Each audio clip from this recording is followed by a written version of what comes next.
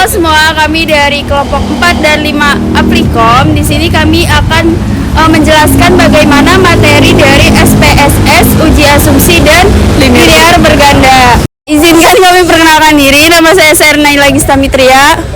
Nama saya Lufi Karyani. Nama saya Siti Naifa Kirana. Nama saya Kalista Namira. Nama saya Revani Andini. Nama saya Ahmad Iskar Mansyah. Nama saya Muhammad Agil Rabbani. Nama saya Rehan Tafrizal. Nama saya Ibnu Yusuf Rahman. Nama saya Paris Maulana. Nama saya Gera Fawaz Mulyawan. Nama saya Makisha Devayutia. Nama saya Naila Diana Fisa. Selamat menonton. Jadi kelompok 4 dan 5 ini akan membahas tentang SPSS, uji asumsi klasik, serta regresi linear berganda. Panjangan dari SPSS adalah Statistical Package Social dan Science. Jadi pengertian SPSS itu adalah software statistik yang digunakan untuk mengelola serta menganalisis data kuantitatif.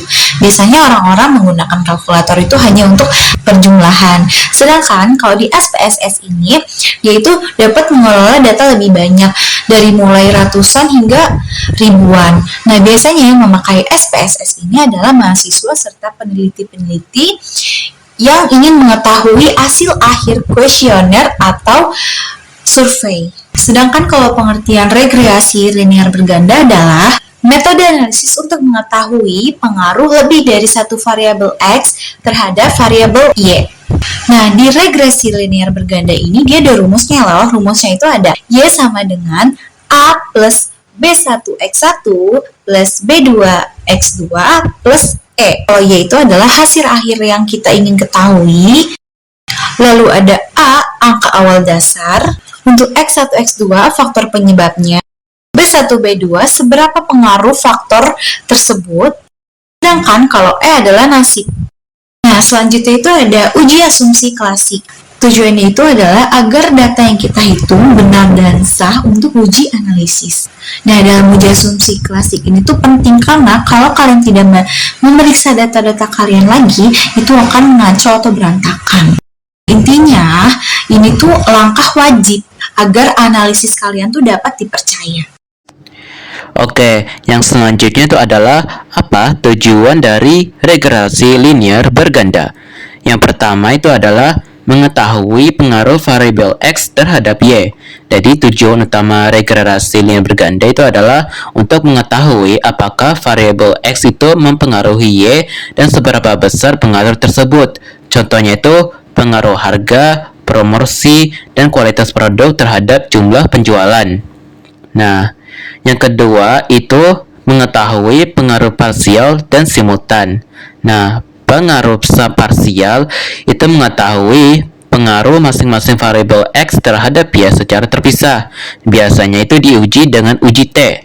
Contohnya itu adalah apakah harga saja mempengaruh terhadap penjualan. Nah, kalau pengaruh simultan itu mengetahui pengaruh seluruh variabel X secara bersama-sama terhadap Y. Nah, biasanya itu diuji dengan uji F. Nah, contohnya itu kayak apakah harga, promosi, dan kualitas produk bersama-sama mempengaruhi penjualan. Nah, yang ketiga itu yang terakhir itu adalah memprediksi nilai Y. Jadi, regresi itu digunakan untuk meramalkan atau memprediksi nilai Y berdasarkan nilai variabel X. Contohnya itu memprediksi penjualan bulan depan jika diketahui yang pertama anggaran promosi, yang kedua harga produk, dan yang terakhir tingkat kepuasan pelanggan. Oke, yang selanjutnya itu adalah jenis-jenis uji asumsi klasik. Jadi ada 3 jenis uji asumsi klasik yang umum digunakan, yaitu uji normalitas, uji multikolinearitas, dan uji heteroskedastisitas. Nah, yang pertama itu adalah uji normalitas. Uji normalitas itu bertujuan untuk mengetahui apakah data residual dalam model regresi itu berdistribusi normal.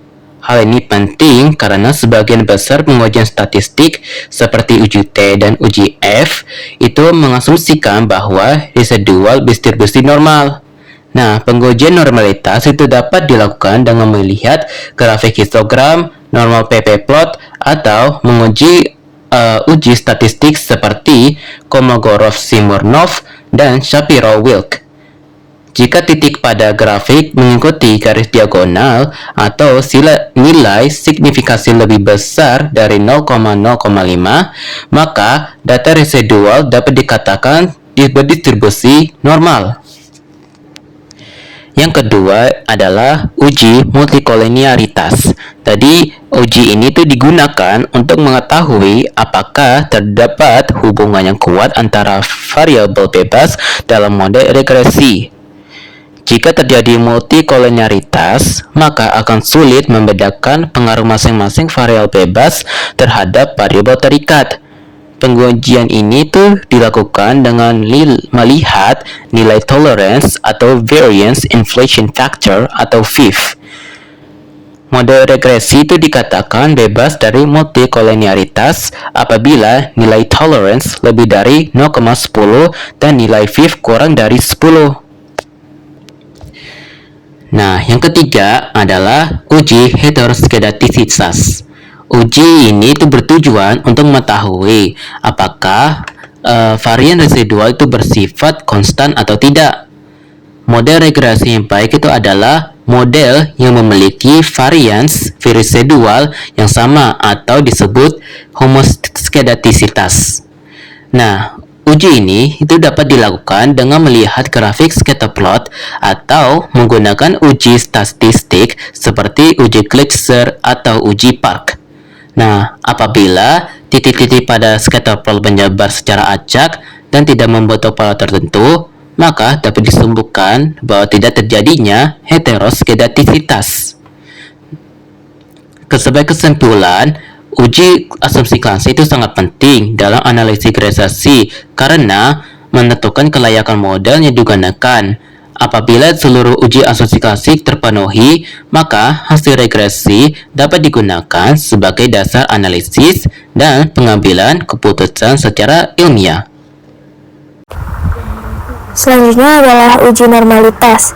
Ini merupakan pengujian untuk mengetahui apakah data residual dalam produk regresi berdistribusi normal.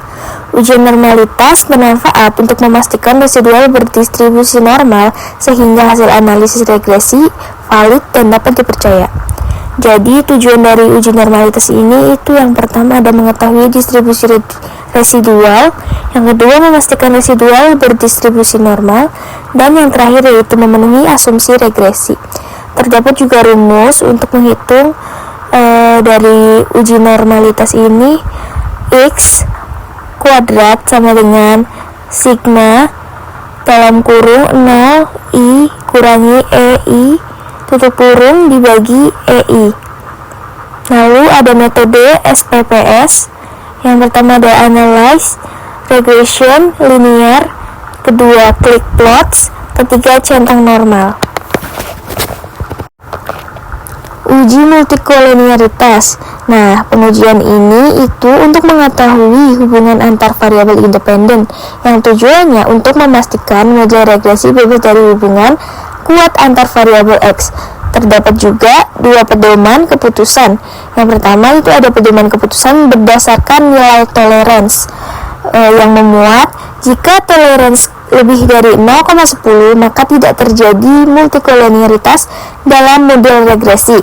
Yang kedua, jika tolerance kurang dari 0,10 maka terjadi multikolenialitas dalam model regresi. Nah, pedoman kedua yaitu pedoman keputusan berdasarkan nilai FIF. Jika nilai VIF kurang dari 10 maka artinya tidak terjadi multikolenialitas. Yang kedua, jika nilai VIF lebih dari 10 maka artinya terjadi multikolenialitas. Baik, pada slide ini membahas uji heteroskedastisitas yang digunakan untuk mengetahui apakah varian atau penyebaran residual dalam model regresi itu sama atau tidak. Nah, kalau varian residualnya sama, maka model regresi dapat dikatakan baik. dan hasil analisisnya bisa dipercaya. Nah, langkah-langkahnya dimulai dari persiapan data, kemudian melakukan regresi awal, setelah itu menganalisis hasil uji signifikansi, dan dilanjutkan dengan menghitung serta meregresikan nilai absolut residual. Nah, selanjutnya slide ini menjelaskan langkah-langkah melakukan analisis regresi linear berganda menggunakan SPSS. Nah, pertama kita klik menu analisis, kemudian pilih regression dan linear. Selanjutnya variabel Y dimasukkan ke kolom dependent, sedangkan variabel X dimasukkan ke kolom independent. Nah, setelah semua variabel dimasukkan dengan benar, kita klik OK, dan SPSS akan menampilkan hasil analisis regresinya. Nah, setelah kita tahu uji heteroskedasititas itu apa dan regresi linear berganda di SPSS itu apa, selanjutnya kita akan menampilkan output dari hasil regresi linear berganda. Nah, model summary atau nilai R kuadrat digunakan untuk melihat seberapa besar variabel X mampu menjelaskan variabel Y. ANOVA atau GF digunakan untuk mengetahui apakah model regresi secara keseluruhan itu layak digunakan, dan sedangkan koefisien atau GT itu digunakan untuk mengetahui pengaruh masing-masing variabel X terhadap variabel Y secara parsial. Kemudian kita masuk ke dalam kelebihan regresi linear berganda, di mana ada beberapa kelebihan yang dapat kita simpulkan di sini. Yang pertama ada bahwa regresi linear berganda dapat menganalisis lebih dari satu variabel bebas, dimana yang artinya kalian dapat membuat 2 bahkan 3 variabel bebas dalam regresi linear berganda. Dan kemudian kelebihan kedua dari regresi linear berganda adalah mudah digunakan di SPSS. Jadi regresi linear berganda ini sangat mudah digunakan bagi kalian yang memiliki aplikasi SPSS. Kemudian kelebihan yang ketiga itu cocok untuk penelitian kuantitatif. Jadi bagi kalian yang melakukan penelitian kuantitatif, nah regresi linear berganda itu paling cocok digunakan untuk penelitian kalian. Dan kelebihan terakhir ada hasilnya yang mudah diinterpretasikan. Selain kelebihan dari regresi linear berganda, pastinya ada kelemahan. Dimana kelemahan yang pertama itu regresi linear berganda itu harus memenuhi asumsi klasik. Yang kedua, sensitif terhadap data ekstrim. Nah, yang artinya di sini linear berganda itu kurang cocok untuk digunakan terhadap data yang ekstrim atau yang cukup rumit ya. Kemudian kelemahan yang terakhir ada tidak cocok untuk hubungan non-linear. Setelah kelebihan dan kelemahan regresi linear berganda, ada kelebihan dan kelemahan SPSS. Yang pertama, kelebihan dari SPSS adalah user friendly, di mana penggunaannya itu mudah atau tidak terlalu rumit ya. Kemudian kelebihan yang kedua, banyak metode statistik. Jadi SPSS ini sangat cocok digunakan ketika kalian sedang belajar statistika. Nah, kemudian kelebihan yang selanjutnya adalah output yang otomatis. Setelah itu ada kelemahan, yang dimana kelemahan dari SPSS ini adalah berbayar ya, seperti biasa. Kelemahan yang sering dihadapi oleh kita pasti aplikasi yang berbayar. Kemudian yang kelemahan yang terakhir ada kurang fleksibel untuk analisis lanjutan. Dari kelebihan dan kelemahan dari regresi linear berganda hingga kelebihan dan kelemahan SPSS, kita dapat mengambil kesimpulan bahwa sebelum melakukan regresi linear berganda, uji asumsi klasik perlu dilakukan agar hasil analisis lebih akurat dan tidak bias. Regresi linear berganda sendiri digunakan untuk melihat pengaruh beberapa variabel independen atau X terhadap satu variabel independen atau Y. Nah, di dalam proses analisisnya, SPSS sangat membantu karena menyediakan tampilan yang mudah digunakan serta menghasilkan output secara otomatis. Sekian materi dari kelompok 4 dan 5. Terima kasih telah menonton.